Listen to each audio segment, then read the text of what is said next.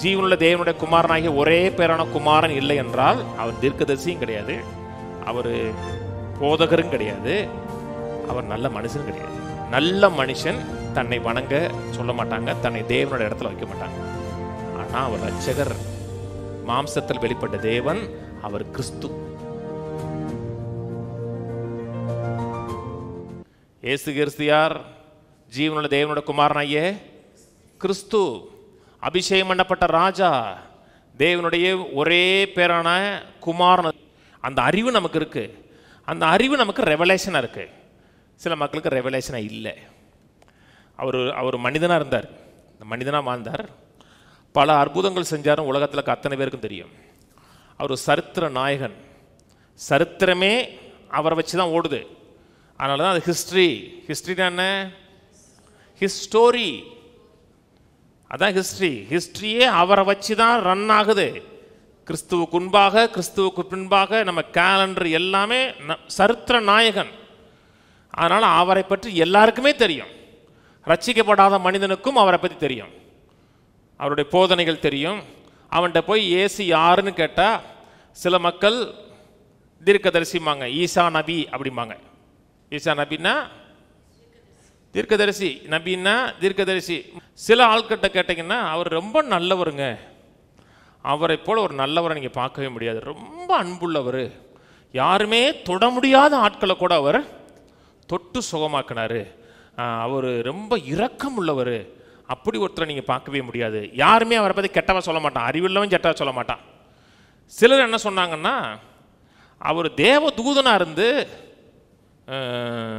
தெய்வமாக மாறிட்டாருங்கிறாங்க. சிலர் என்ன சொல்கிறாங்க நல்ல மனுஷன் தெய்வமாக மாறிட்டாரு. நல்ல மனுஷன்யா, அவர் செஞ்ச காரியங்களை பார்த்து அவர் தெய்வமாக மாறிட்டார். 1000 பேர் 1000 பேர் சொல்லுவான். நீங்கள் என்ன சொல்கிறீங்க? இதே பேதுரு சொல்கிறாரு, உங்கள் விசுவாசத்தை குறித்து யாராவது உங்கள்கிட்ட கேட்டாங்கன்னா அவங்கள்ட்ட சாந்தமாக சொல்லுங்கிறாரு. என்ன விசுவாசிக்கிறீங்க? சர்ச்சுக்கு போகிறீங்க, ஏசு யாருன்னு தெரியுமா? ஏசு யாரு அப்படின்னு உங்களுக்கே தெரியும், அவர்கிட்ட கேட்கக்கூடாது.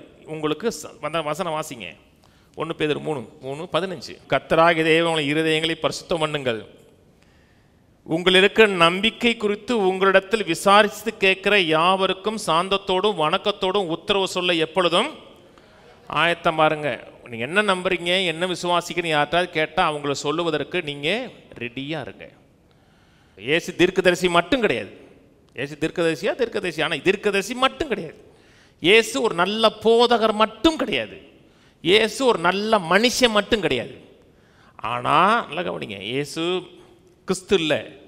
கவனிச்சுவாங்க, ஏசு கிறிஸ்து இல்லை. ஏசு ஜீவனுள்ள தேவனுடைய குமாரனாகிய ஒரே பேரான குமாரன் இல்லை. இவரை குறித்து வேதம் என்ன சொல்லுதோ அது போல் அவர் இல்லைன்னா அவர் தீர்க்கதரிசியும் கிடையாது, அவர் பொய்யன்னு அர்த்தம். நான் சொல்கிறது புரியுது? ஏசு தெய்வம் இல்லைன்னு ஒரு மனுஷன் சொல்கிறான், ஏசு கிறிஸ்து இல்லைன்னு ஒரு மனுஷன் சொல்கிறான், இவர் தான் உலக இரட்சகர் இல்லைன்னு ஒரு மனுஷன் சொன்னார் என்றால் ஏசு அப்படி இல்லை என்றால் தெய்வமாக இல்லை, ஜீவனுள்ள தேவனுடைய குமாரனாகிய ஒரே மகனாக இல்லை, உலக இரட்சகராக இல்லைன்னா அவர் தீர்க்கதரிசியும் இல்லை. தீர்க்கதரிசி பொய் சொன்னால் தீர்க்கதரிசி கிடையாது. நான் சொன்னது புரியுது? நானும் தேவனும் ஒன்றாக இருக்கிறோன்னு சொன்னார். இவர் தன்னை தேவன் என்று சொன்னார், ஆராதனை ரிசீவ் பண்ணார். நீங்கள் ஆராதிக்கவில்லை என்றால் கற்கள் என்னை ஆராதிக்கும் சொன்னார். தன்னுடைய கால்களில் சாஷ்டாங்கம் விழுவதற்கு ஒரு அனுமதி கொடுத்தார். இவர் தேவனா இல்லை, இவர் இரட்சகரா இல்லை, இவர் மேசியாவே இல்லை, ஜீவனுள்ள தேவனுடைய குமாரனாகிய ஒரே பேரான குமாரன் இல்லை என்றால் அவர் தீர்க்கதரிசியும் கிடையாது, அவர் போதகரும் கிடையாது, அவர் நல்ல மனுஷனும் கிடையாது. நல்ல மனுஷன் தன்னை வணங்க சொல்ல மாட்டாங்க, தன்னை தேவனுடைய இடத்துல வைக்க மாட்டாங்க. ஆனால் அவர் இரட்சகர், மாம்சத்தில் வெளிப்பட்ட தேவன், அவர் கிறிஸ்து. நான் சொன்னது புரியுதுங்களா? அவர் வெறும் நல்ல மனுஷனா மட்டும் பார்க்குறோம்னா கஷ்டம். எல்லாவற்றுக்கும் மேலாக அவர் தேவதூதன் கிடையாது.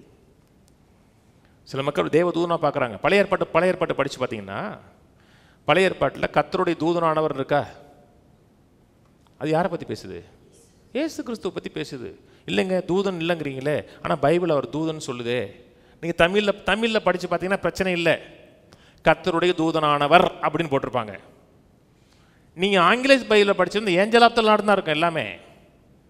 அப்போ மேலோட்டமாக பார்க்கும்போது எப்படி இருக்கும்? அப்போ அவர் ஏஞ்சல் தானே. அவர் ஏஞ்சல் கிடையாது.